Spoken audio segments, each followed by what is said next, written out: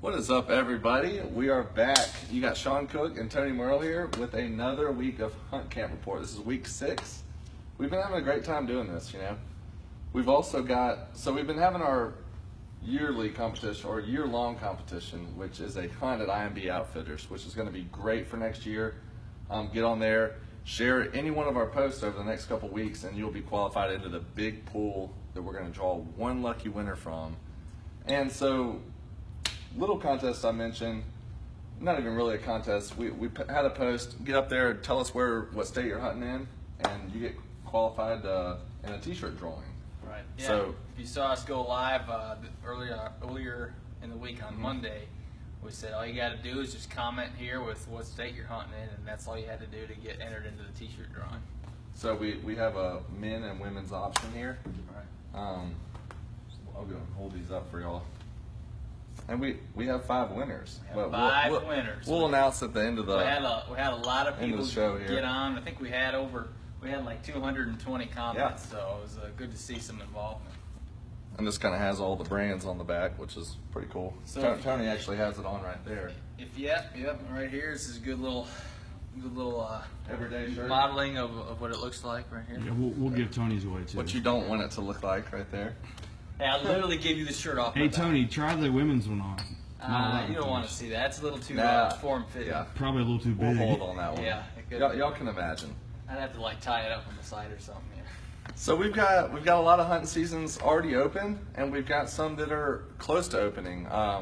Myself will be going to Alabama tonight after work, and we have bow season opens up tomorrow for antlered deer only, and I think that is a week long, and then after that you can bow hunt, does as well.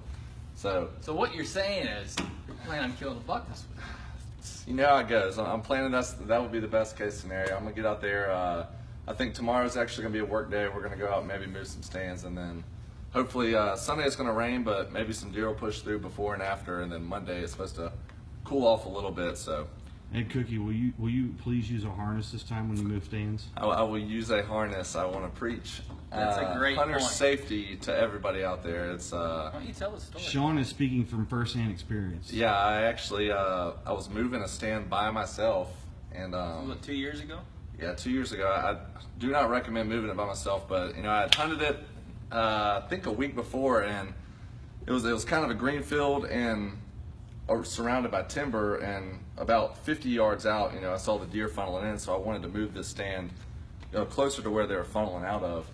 Ended up, trying to do it by myself while I had no friends or family up there, and ended up unratcheting the top of the tree stand, and the whole thing fell while I was up there. It fell 20 feet and hurt my back pretty bad, but it turned out all right. But it is something you do not want to just always have in the back of your head to,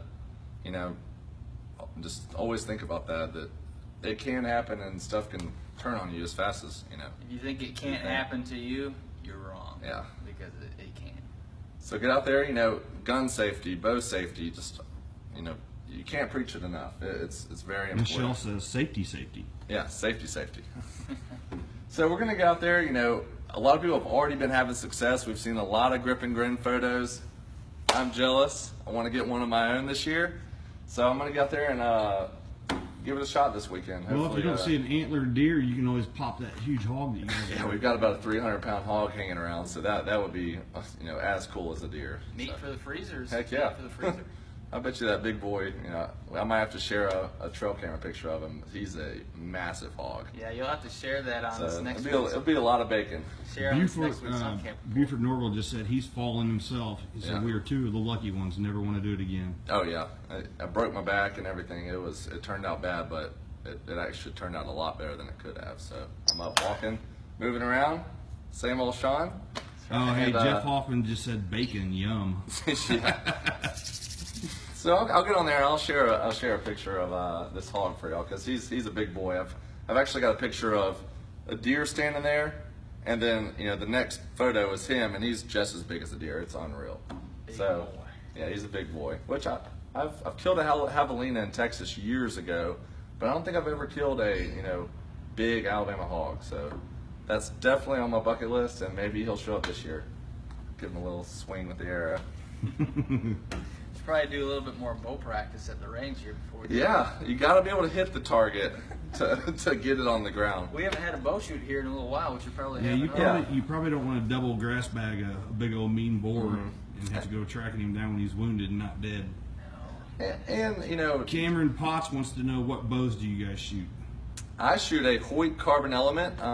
Came out a few years ago. Actually bought it from the cameraman here, you know, and I love it. It's great. It shoots great. It's really consistent. I love it. Tony's I'm shooting a Matthews Switchback XT, which is not a new bow by any means. It's a little over 10 years old, but it's a very popular bow out gets there. the job done. Yeah, it's real comfortable for me. You know, I'm not extremely strong. I got it set at about 60 pounds, but I mean, it's done the job for me. Yeah, and that's the thing. Sometimes when you're out in the field, you know, a lot of guys crank up that poundage, and you get back and you're not always going to shoot as soon as you draw back. A lot of times you're having to hold it, wait on that deer to turn just right, and if you have a lot of pressure on there, you know, we've seen it with Tony here. He can, he can let one fly. I now shoot a Carbon Defiant. I had a Carbon, or I had the Hoyt Nitrum before I got the Defiant, and Tony went ahead and dry fired that for me. And That's not true. Well, it was No, a I funny guess story. We were at a true. photo shoot, so it wasn't in the field. We weren't shooting at deer. It wasn't a dry fire technically. It was a erroneous fire during the Yeah. photo shoot. We can blame it on the release. No, we can't. We can blame it on the fact that Tony couldn't handle 74-pound draw.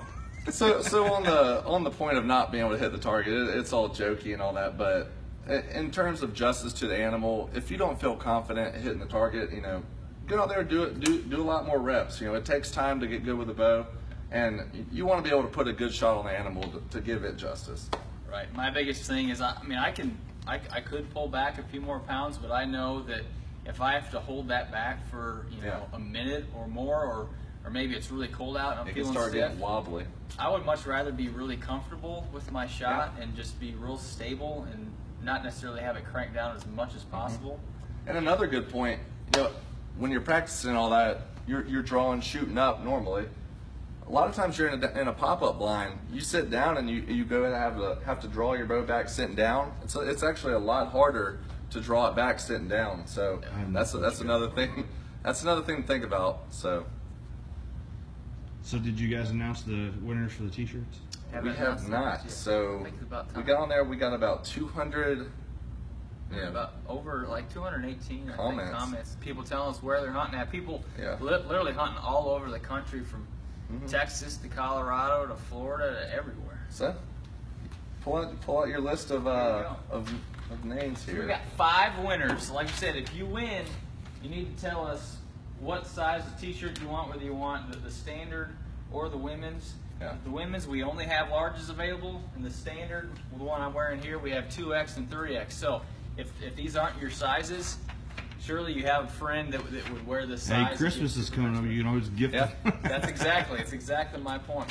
Or what do you cook them or wash them on hot and they'll shrink up? I mean, that'll work too. So That's right. So we got 5 winners, and here they are.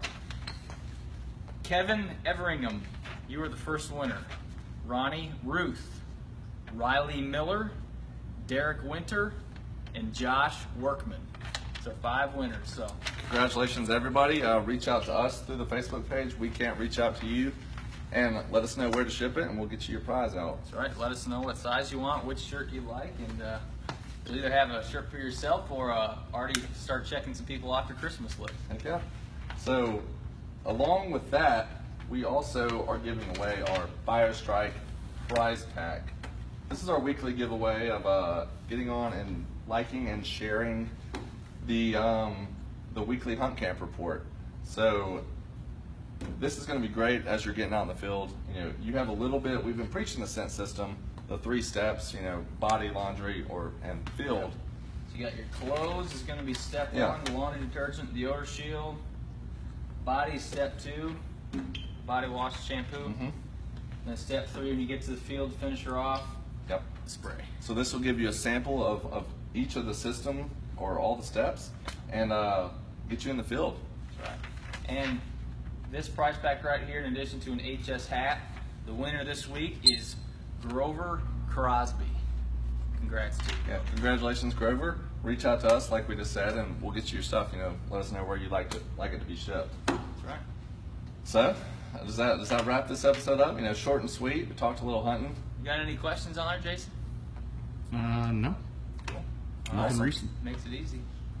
Cool. We appreciate you guys tuning in this week. We'll again tonight we'll put up another hunt camp report. It'll be week 7 next week, and pre-rut might be getting going in some areas. Heck yeah. I know Jason was saying the other day this is really when the mock scrapes will start popping up everywhere. Yep, I'm headed to Illinois tomorrow. I'm gonna check some mock scrapes I put out last time I was up. What about 2 weeks ago, 3 weeks ago? Yeah. Cold front coming through Sunday. Maybe I'll come back with a grip and grin photo. That'd be cool. Well, me hunting in Alabama, I think if I do get an antler buck on the ground, he'll be full velvet. So that would be cool. I know our cameraman Jason has a full velvet in his office, which that's one of the coolest mounts out there, is being able to get a buck that early in the season. It's cool. So, all right, another successful week 6. We had a good time. Tune in next week, 1 o'clock, same time, for week 7 hunt camp report. Thanks, guys. See you guys.